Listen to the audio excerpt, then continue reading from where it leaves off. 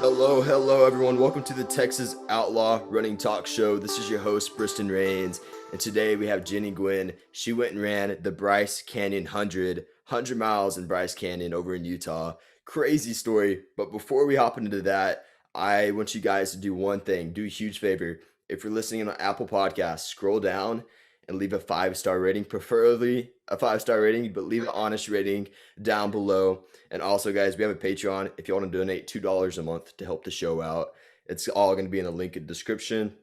And basically, what that Patreon is going to allow us to do is just keep the show up and running and allow us to have more guests and put out more podcasted episodes on the Texas Outlaw Running Talk Show. But that's pretty much everything we got as far as the intro. So, Jenny, the Bryce Canyon 100. Why? What made you want to do 100 miles in Utah? Well, it actually, this journey started years ago. My first 50 miler was Bryce Canyon, and the Dallas Dirt Runners, we took a big group to Bryce Canyon, and there was a group of us that ran the 50 miler, a couple that ran 100, and some of the shorter distances too. And I always, once I finished that, and it was so incredibly hard, I was like, if I ever run another 100, or if I ever run 100, that's the 100 that I want to run. Yeah. So we ended up driving through Zion National Park on the way home. And I was like, this place is beautiful. I want to run a race here. And so my friend Nikki Davis was like, well, sign up for the 100K. And I was like, let's do it. But then I ended up signing up for the 100 miler and ran that and finished it. And I said, well, if I ever ran another 100 miler, it was going to be at Bryce. There's just something about Utah, the beauty, the rawness of the country. It's just absolutely gorgeous, and it's brutal. It's unforgiving, but there's no other place I'd much rather get lost in the wilderness and run 100 miles than in Utah. So yeah, Utah. That's why it was Bryce. Yeah, Utah.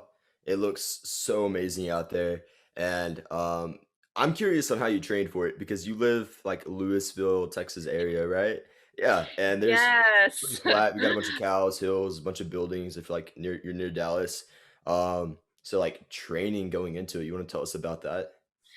Actually, Greg, with Ninja Coaching, he is my coach, and he does a lot of really good hill focused work. So during the week, I always had a day where I did hill repeats, and there's this Windhaven Hill in Plano, bottom part of the colony in Plano, and it was just like hill repeats, just up that.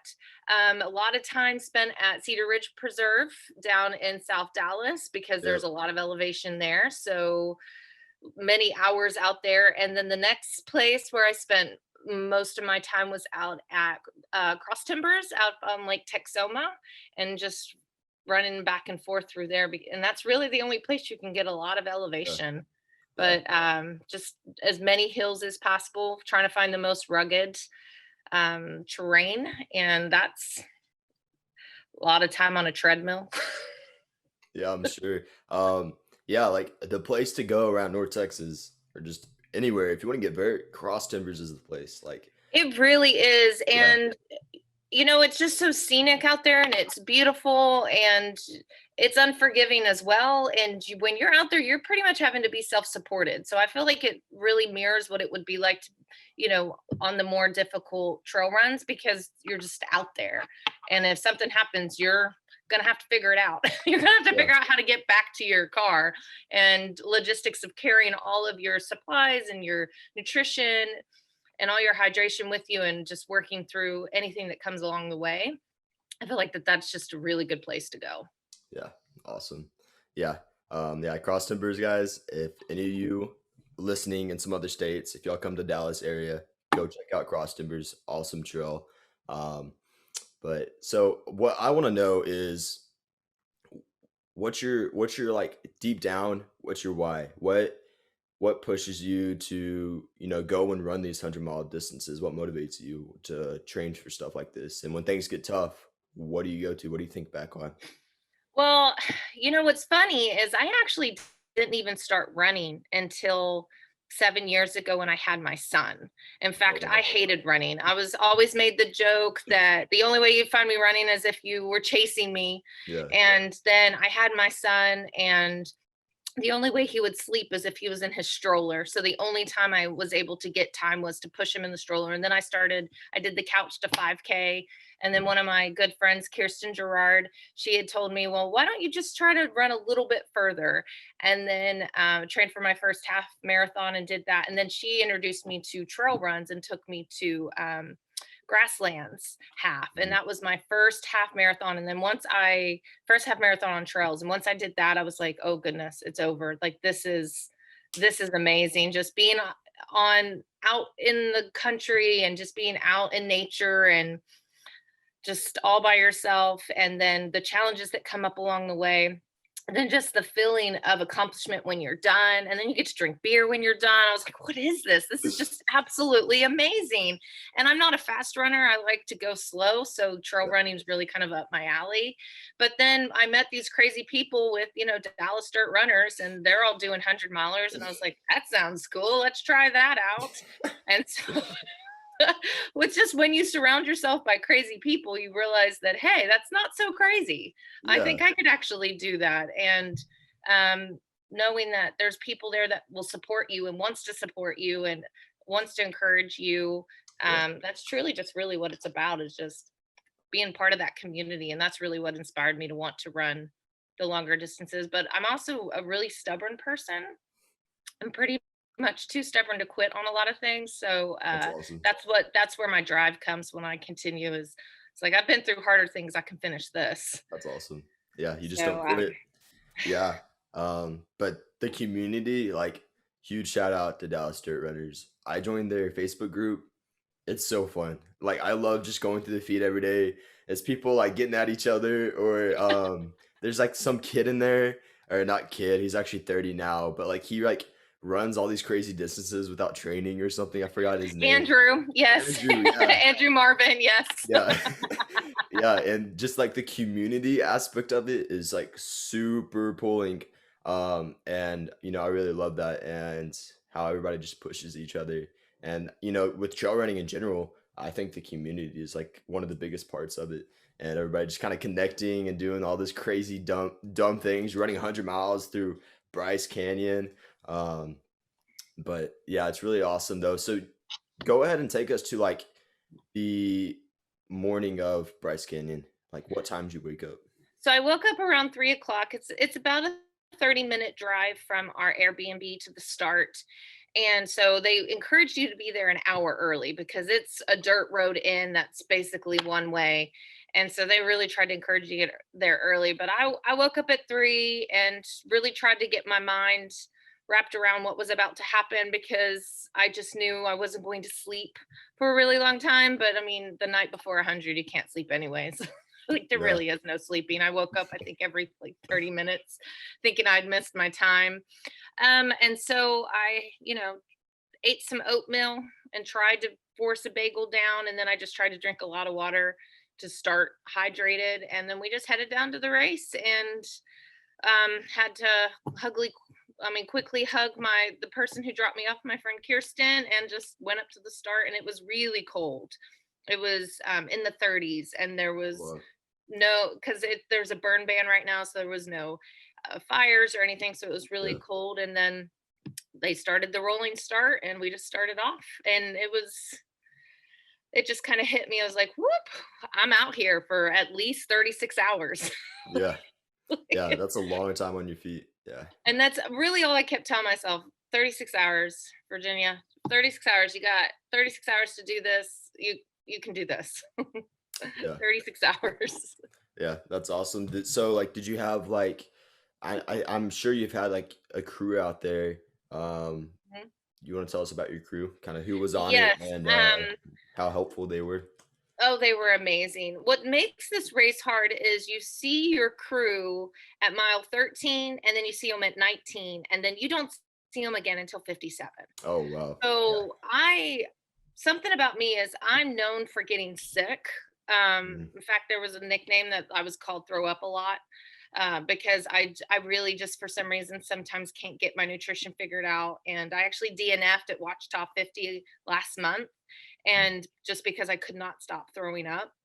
And so I knew that I had to have everything in order by mile 19, because if I didn't, that stretch of time that I wasn't going to see my crew, like it, it was going to be bad. So Yeah. I just really made sure that I was hydrating between liquid IV and water, because I switched to liquid IV because it doesn't have sugar in it, and I think the sugar from Gatorade and the Tailwind was also contributing to an upset stomach.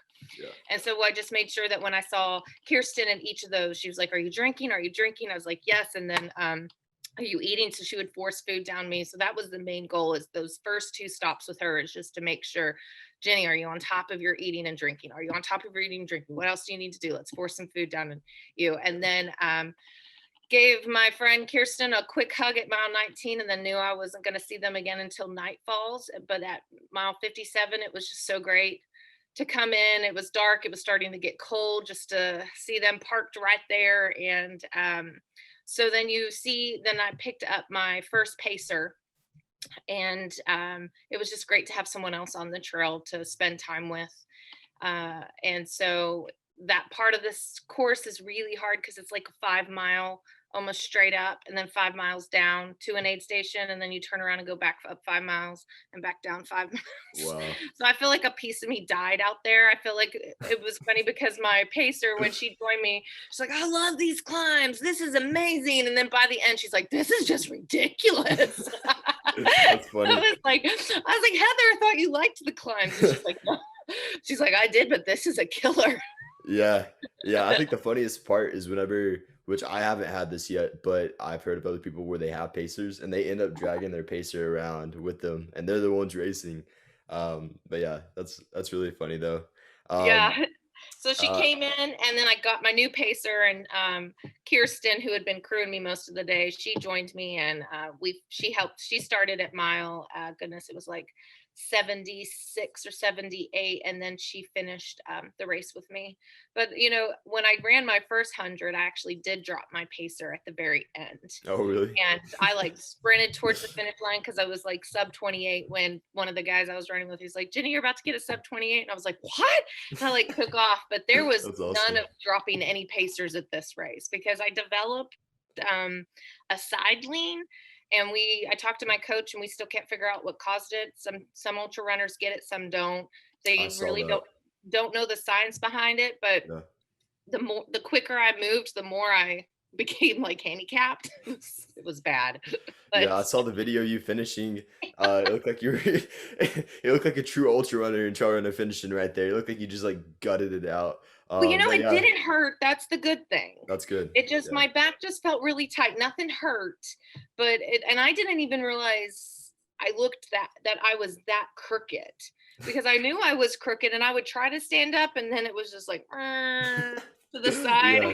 And it wasn't until I saw pictures I was like, "Holy smokes! I really had the ultra lean going on." Yeah, the ultra lean. Yeah, that's the phrase we're gonna give it, the ultra lean. You know, something I noticed is when you're climbing vert, I don't know why, I don't know if it's just me, but like your lower back starts to like tighten up. Like it's like a lot of back muscle. Hmm. So if anybody's listening, if you're training for a 100 miler with a lot of vert, go to the gym, do some back workouts. That's the Oh, best yes, and best luckily, advice. Greg had me doing a lot of core. And because one thing to know about Greg as a coach is he's not a high mileage coach, so he Yeah. doesn't focus on high mileage. He really focuses on becoming, a well-rounded athlete. Like when I train with him, I do not get injured. I feel like I'm stronger mentally and just physically overall. But I'm not beat down from the consistent like overuse of miles. Yeah. And so he had me doing a lot of workouts, and also incorporated yoga every single day. So I felt like my core was a lot stronger than it ever had been. But I think it just was, it was a lot. It was a Yeah. lot of climbing. Yeah. Greg, that guy's such an awesome guy. I've had him on the show twice, and we just had him on about the Cocodona Hmm. 250, and he was running like 20-30 miles a week going into the Cocodona 250, and he pulled it off. Yep. But I love like hearing about how he trains people, and it works. It works for him and everybody he trains. And it's really awesome. No, So it works. It yeah. definitely. I've just have seen. my progression as a stronger runner, and just have been really impressed with my performances. And I really think that's just attributed to just his overall plan of just really focusing on building a strong body. It's not about the miles, it's about time on feet, but it's also about the time and effort you put in into all the other workouts. Like with him, if you miss the other workouts, there's problems. Like you can't say, I'm not going to do that, I'm just going to go run the 3 miles. No, you have to do it all. So Yeah. really, tyipically in the past I would run every day. But with him, I was working out every day about 2 to 3 hours. And it was between, doing some sort of workout, some sort of spinning, some sort of cross training, if it was running. And then on top of that with yoga, which was always 30, 45 minutes. So there was always something going on. So it was good. Yeah. I think we Yeah. trained That's well awesome. and smart. Yeah. Yeah. I love Greg. That guy's so cool.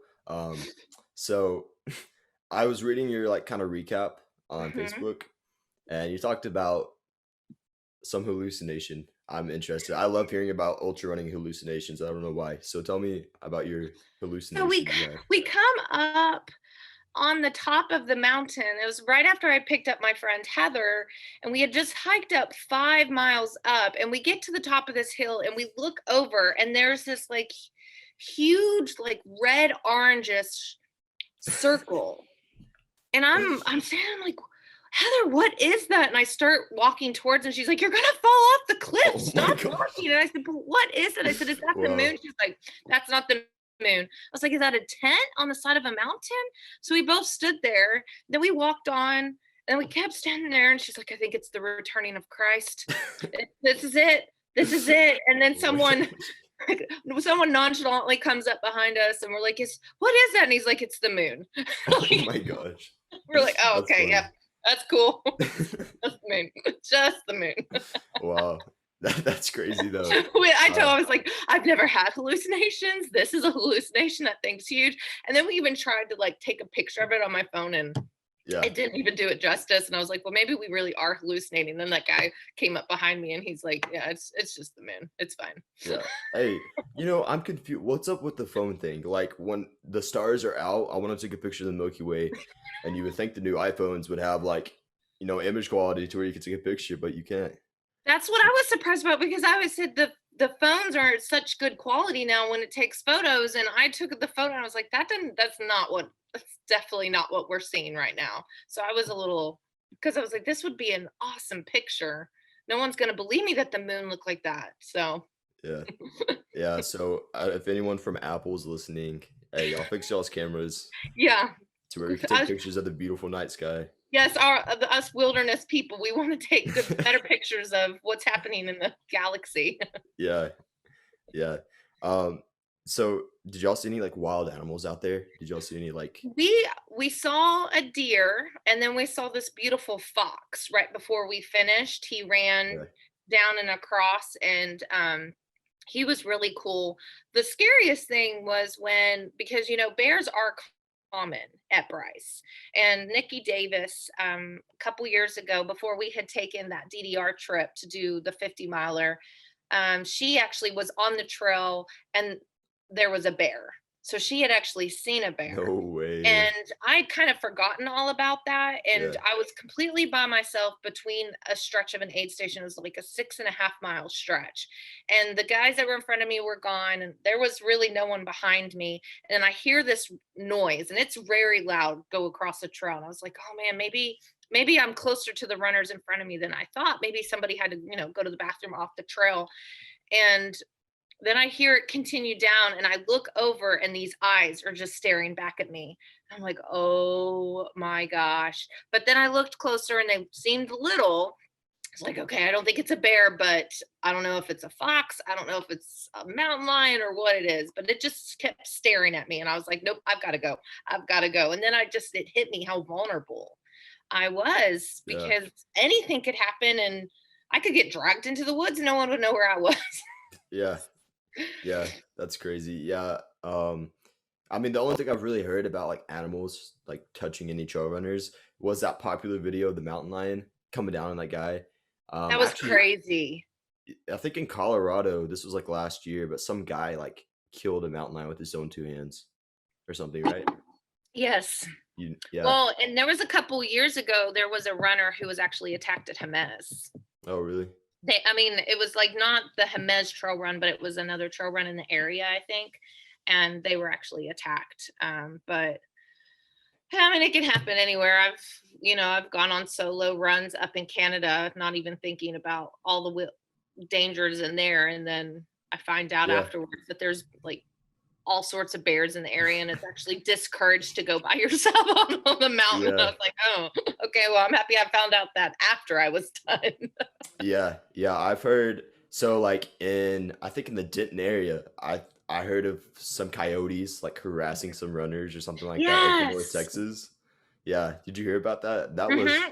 I think that Yeah, was that was, last year, kind of near Salina area. and it was even in Frisco. They were in the neighborhoods attacking runners along one of the main streets. That you just never know how animals are gonna react. Yeah, yeah. North Texas running is so crazy. You got cross timbers, you got the Dallas dirt runners, and then you got coyotes attacking you in Frisco. So Just never know. It's always an adventure. yeah, yeah. It's insane though. Um, so like during the race, Mhm. what point did it like hit you like this hurts? I'm gonna have to push through this. Like what mile? Um, I think, Brian McKinney always told me that the race, and I remember this was before my first 100. And when you're looking at the pacing charts, you're always like, once I reach mile 75, 80, it's all downhill from there. But I'll be honest, the race doesn't start until mile 75 or 80. That No. really after 80 is when it gets tough because Yeah. everything hurts. You're completely exhausted, and you still know you still have 20 miles to go.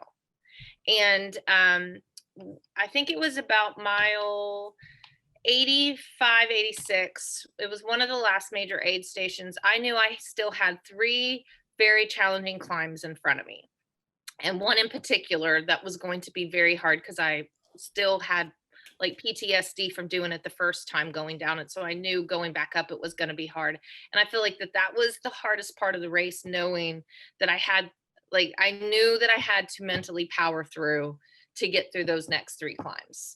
Yeah. And I think that was one of the only times I would stop on the trail and my pacer in front of me, I was like, I really don't think I can do this. And she's like, well, you have no choice. So you have to get off the trail. You have to keep moving. Just put your head down, power through.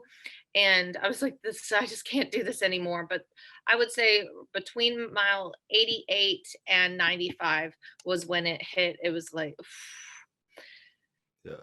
yep, this is it. Yeah. And I bet the last like couple miles you were like, all right, I'm almost finished. Like this is a 5K, we're finishing in. I bet you felt like did you feel stronger at the end as you were coming in? I tried, but that my back was so locked up Yeah. that I really was trying, and the faster I moved my arms, the more I would lean. And I think that was just a little disappointing that my legs still felt so good. Mm, Like they were tired, but I still could have ran. yeah. Like I really think, but my back just would not stay straight. And so that was just that. I will say that was a little disappointing because my legs felt I could have ran. I really could have, but my back just would not. It would not allow it. Yeah. So that was a little disappointing, but it was okay. It was still good. Yeah. Yeah. Yeah. That video of you coming in, when I saw that, I was like, wow, it looks like she's in like 10 out of 10 pain, like 100%. Um, I but mean, it hurt, but I would say it just, yeah, everything hurt. My feet really hurt. I'm gonna lose a couple toenails once the blisters go away. yeah, I'm sure So, bombing down mountains will hurt your toes because I mean your feet are just kind of hitting the top or front of the and shoes. what's crazy about the terrain is it's a lot of rock and sand. So every footing, nothing's like a solid footing. Everything is Mhm. slide. So your feet slides and hits where your feet are in your toes are in your shoe. So it's just constantly. And yeah, my blisters are looking better every day. Yeah, Can't that's wait to good. see really how many toenails I lose, but Yeah. So how many days has it been since you've ran it? It's been so I finished on Sunday, so Monday, Tuesday, Wednesday, Thursday. This is day 4. day 4. How's the body holding up? It's it seems to be doing well. I've walked every single day. I mean, goodness, we were stuck in the airport forever trying to get home, so I did lots of walking there. And on Monday, when we were before we went to the airport, my mom had never really been to the strip in Vegas, so Yeah. we had some time. So we parked and we walked up and down the strip. So that was good to get the muscles loose. But Yeah. everything seems to feel pretty good. I'm really looking forward to maybe doing some yoga tonight. Greg really wanted me just to rest the first 3 days, Yeah. but today I looked at my plan and it looks like we're back to training. Cool. So, Sounds fun. The slowly but weekend. surely, but it looks like we're back. The resting is over. Yeah. Yeah. So what is your what do your coworkers or family think about all this? My family thinks I'm crazy. My coworkers, they just can't even wrap their head around it. Yeah. I think that's the biggest. They just can't even wrap their head around it because it's a completely foreign concept to them to go out and run distances like we do. But my family, they think I'm just flat out crazy, Yeah. which I explains a mean, lot of things, I guess. yeah, ultra runners are a little crazy. Who in their right mind wants to go run 100 miles? We do. I'd Yeah, be we so do. down to do I it. mean, it was funny because I was like, during the run, I was telling my friend Kirsten, I was like, I'm never doing this again. Like, never. Don't ever let me sign up for another 100. I'm done. I'm retired. And then last night I was texting. I was like, is it bad that I'm actually thinking that I may want to do this again? They're like, no, we knew it'd only be a we knew it'd only be a matter of time. And then they were joked like maybe 250, and I said nope, nope, never doing. Maybe another 100. Greg he wants me to do his. We were talking about it as like the what he calls the triple crown of Utah. Mm, So I've now that I've done Zion and Bryce, he's like maybe I could do Ute or Bear, and those are extremely difficult. Like yeah. Bryce is difficult; those are really difficult. So Yeah. we'll see if that ever happens. I don't know. Yeah. Yeah. So would you do a 200-mile race sometime in the future? Um, I can't ever say that I wouldn't. I feel like in the next couple years it probably won't happen. I have a Yeah. 7-year-old who's about to turn 8, Yeah. and he's starting to play sports a lot. So I want to make sure that I'm there to support him Yeah. through his sports. I mean, this training cycle was really hard because he played Yeah. 2 sports. My husband is also a high school coach, Mm, softball coach and teacher. So spring is softball season. So I was yeah. juggling being a principal, my son playing baseball and soccer. So we had games several times a week. Saturdays were devoted to games. There was practices several times a week on top of my husband not being home. So it was just like constantly trying to figure out when I can stick in runs and workouts. I just don't think that Yeah. that's something that I could, bite off and chew right now. But as Jackson gets older and maybe more specialized in a sport, and maybe if my husband, steps away from high school coaching, then maybe one day. But just it's not the time in my life right now to put Yeah. that much training in it. Yeah. Adult life, ultra running seems kind of scary. Seems like a lot of responsibility. I think about that sometimes on my runs. I'm like, man, when I'm like really, really in adult life, it's gonna be a lot of responsibilities. I'm sure you got a handful with working, kid, everything like that. So But what's funny though? I find that I do better though when I'm that. You know what I mean? When I have when I found that I was more consistent with my training, knowing that okay, I had to take my son to practice, and I had to get home and do my workout, or I have to quickly get in a run and a workout, and then pick up my son and then take him to practice or yeah, a game, or drop my son off, get in a run, pick up my son from my husband, and then get to a game. I mean, I just found that I was, couldn't wake up at oh, I have all day to do a run. It was like, no, if you're going to run, you need to get up and go yeah, run now. Or if you're going to do this workout, you have to do this workout now. And so I found that it actually kind of helped me stay more consistent. Um, but then again, I'm also one of those people that I do better if I'm over scheduled rather than under scheduled. yeah, yeah. And I do want to say this. This is something that stands out to me. You were one of the most spontaneous and like exciting guests I've had on the show. Just by the way, like Thank you. listeners are gonna have a blast listening to you. They're gonna be like, "Oh, this is awesome." Yeah. Um, but yeah, like I really do appreciate you, coming on and everything, keeping it interesting, telling us about the Bryce Canyon. I'm gonna ask you a couple questions we Okay. ask every guest. First question is, if you could only pick one song for runs for the rest of your life, what song would you choose? See, that's hard because I actually listen to true crime podcasts. I listen to Mm, murder podcasts the whole time I run. oh, It's just, that's fun. it's a thing. Yeah, no, it's my favorite murder. I mean, a sword and scale. I listen to murder podcasts nonstop. Yeah. But if it was one song, I think there's just one song that I could listen to over and over and never get tired of, and that's Hotel California by the Eagles. Hotel California. You said Yeah, by I the feel like that Eagles? just would set the tone, especially on a long run.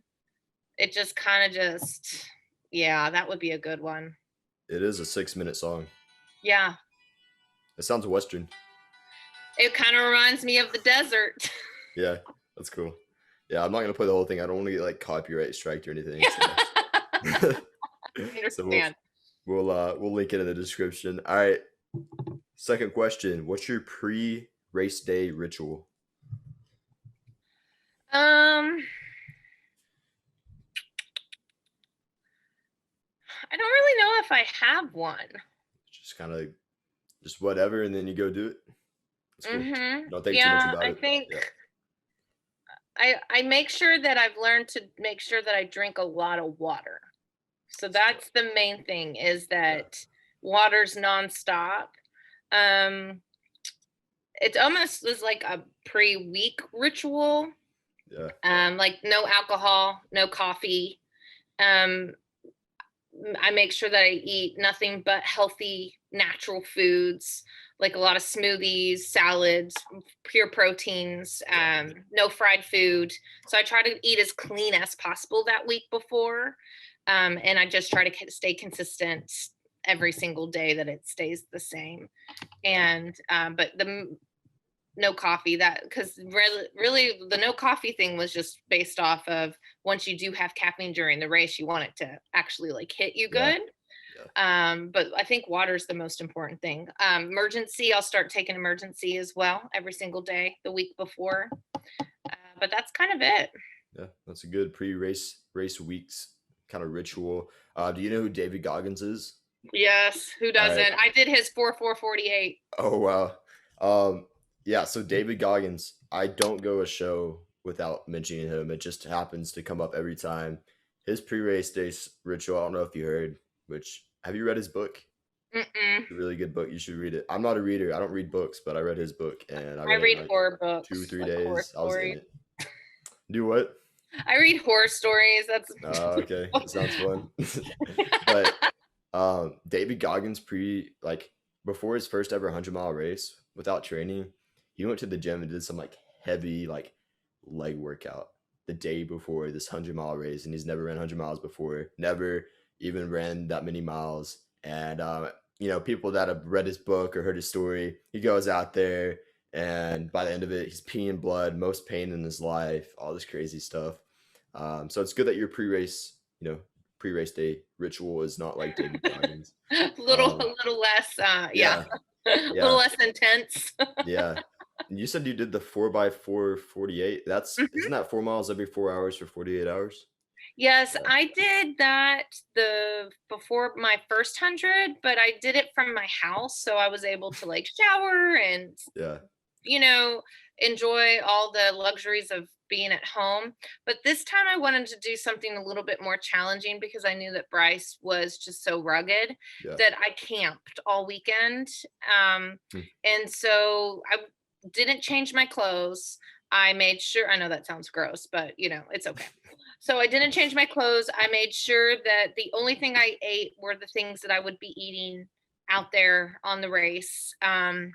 And so I really just tried to work through all of the things that would happen during the race, and it was really good. It was hard being on a trail every single time, that tears you up a little bit more than just, running 4 miles on the road and then a flat road and then coming home.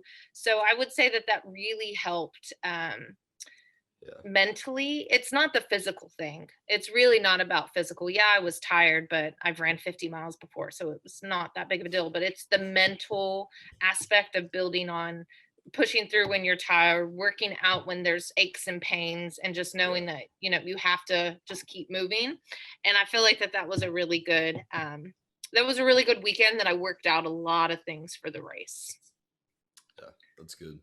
So I would encourage anyone if they're thinking about running 100, put in a weekend of 4:48 in their schedule, just because it mentally makes you tough. Yeah.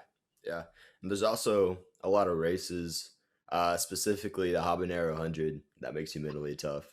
Oh Um, yes. what's that? It's like a 10K loop, like a lot of times, right? Like 17 times, something like Yeah, that. and it's hot.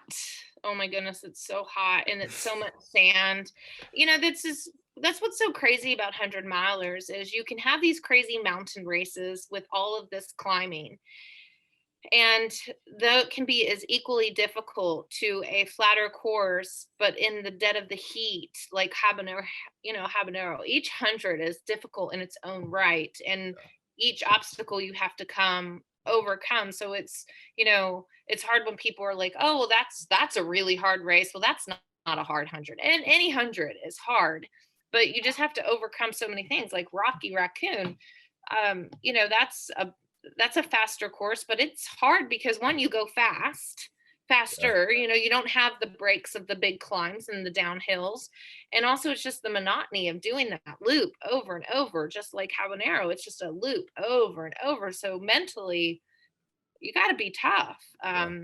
So I think that's always just interesting to talk to people about their experiences with all the different hundreds, because people will say, oh well, that's just a really hard. I think they're all hard Yeah. for whatever reason.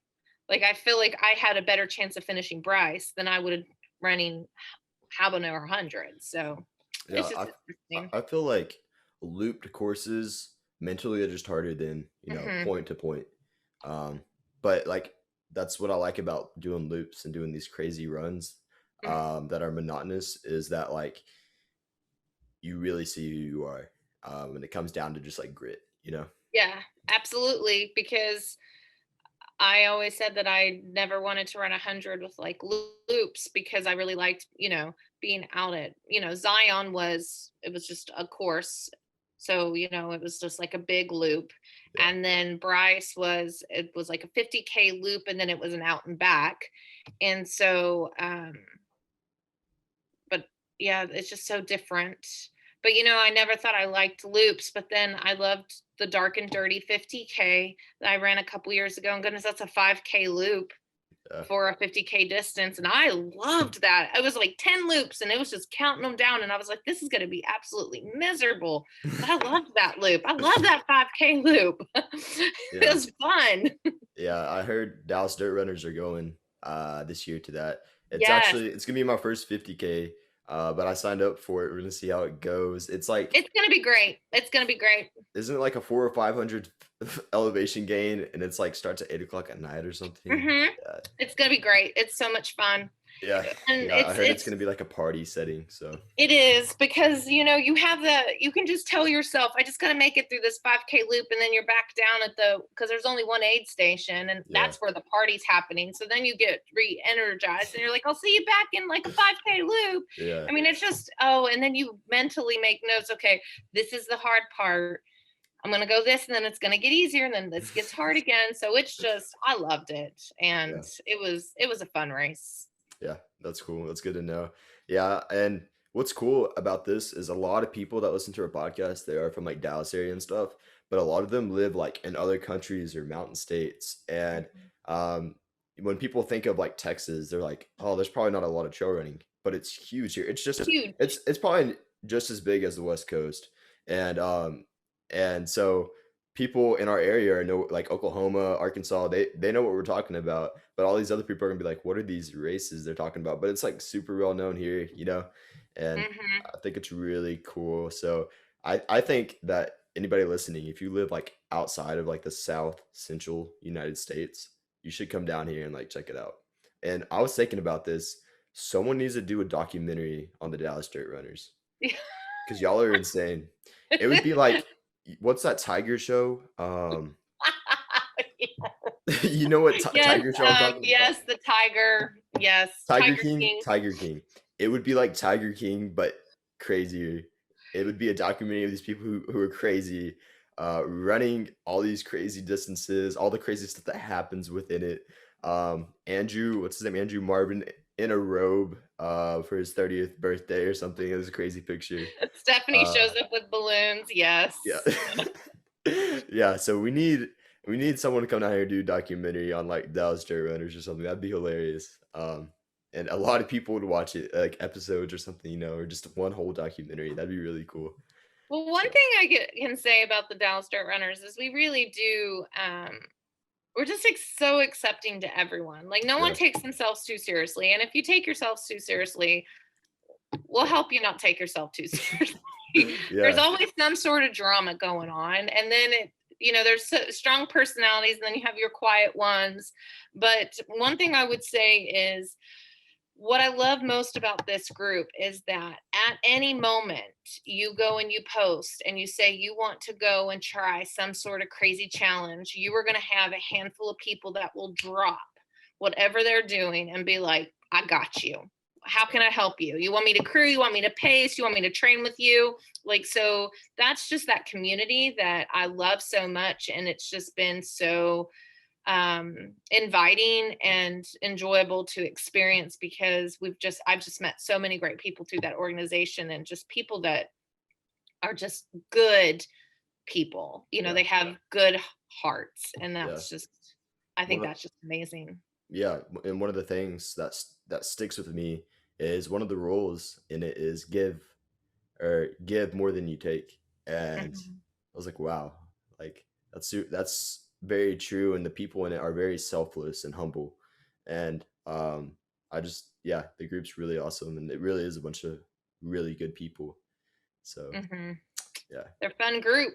it would make a great Netflix show. I'm just saying. It So would be it chronicling the dramas of DDR. does. It'd be funny, but yeah. And then, oh yeah, I have one more question for you. All right, what do you love about running? Hmm. Honestly, when it comes down to it, what it has done for my mental health. Mm, Um, it has instilled in me confidence in myself that I can overcome challenges, but that is truly why I get up and I do it. Is it just the sense of accomplishment and just mentally what it has done for me, and that's why I love it so much, is because I feel like a completely different person. I had my struggles before I started running. I mean, goodness, I was borderline alcoholic, which is weird because I'm an educator, so that's not, those two don't really go yeah, together. But I just felt kind of lost. And once I found running and really found the trail community, just the way I think about myself has completely changed. I mean, I don't go around thinking like, oh, I'm a badass. Like that's yeah, that's not that's not my personality. But I do know yeah, that I can overcome challenges and that I'm stronger than what I ever thought I was. yeah. That's awesome. Yeah. Yeah, running, it's like a drug. It's a good drug. It's a healthy drug. Unless you like run 100 miles. I don't know if that's healthy, but in general, it's a pretty healthy drug, and it's something people can take and go to get away from other drugs or any addictions that they might have. Because Yes. And there's a that's lot of addictive mhm. personalities in like the running community, and it's good that they take it out on running. Well, we're going to do something to its fullest. We're Yeah, going to put all of our time and effort into something. It's at least running is a little bit healthier than, I mean, we're still self destructing. I yeah, mean, really, we're tearing down our yeah, bodies one piece at a time, but we're rebuilding it. But um, it just, you can see that there's a lot of type A personalities in the trail running, especially in the ultra running, because you have to be a little bit off to be able to put your body or want to put your body through that much pain and torture for extended periods of time, really for what, a buckle? Like, Yeah. I mean, yes, your running community are like, "Oh, you're so awesome. That's so great." But then there's other people around you who's like, "That just sounds stupid." Like, Yeah, they that don't yeah, they don't get it. that just doesn't even make sense. Yeah. So it's I was scared when last August, when because I don't know if you knew or if you read my race report, but I was really sick in August. And I was very concerned because my doctors said that I probably would not run long distance again. Wow. And that was kind of just really hard to hear because honestly, I was like, well, I'll show them. But really, what it came down to is my body was going to decide what it was going to do. Yeah. And so I was like almost completely lost because I was used to running about every single day. And then when I got sick in August, I couldn't even make it up my stairs or really out of bed for months. And so it wasn't until, December that I was cleared to run. But I really felt like I slid backwards mentally because there was nothing, like I felt like I really didn't have much to live for. I Yeah. had my son. It was just weird. Like I didn't feel complete. So it was exciting back in December to get back into the running and be able to push myself and figure out that no, I'm a little bit stronger. I do realize my body is different now. It doesn't perform like it used to. I Yeah. can, it really doesn't. It's just that I see some things are off. But I think that if I would completely lose running, I would be completely lost. Yeah. And I feel like, a lot of people can say the same thing, and it really is like an issue, whether it's like a health thing or even injuries. Like mentally, it's so hard, like mentally, just to deal with because it's like your everything. It's what you go to get away. It's what you go to Mhm. relax. Be with people, and it's taken away from you. And that's the one thing that you just went to get away, and now you don't have anything to get away to. And Yeah. yeah, it is tough. And so, when friends are injured or somebody we know close is injured or literally just can't run anymore, I think it's important that we're there for them, that we support them. And then we're Um, checking in on them too, yes, because I know that like my running helps me process a lot of the stress at work. So when I work out through a lot of my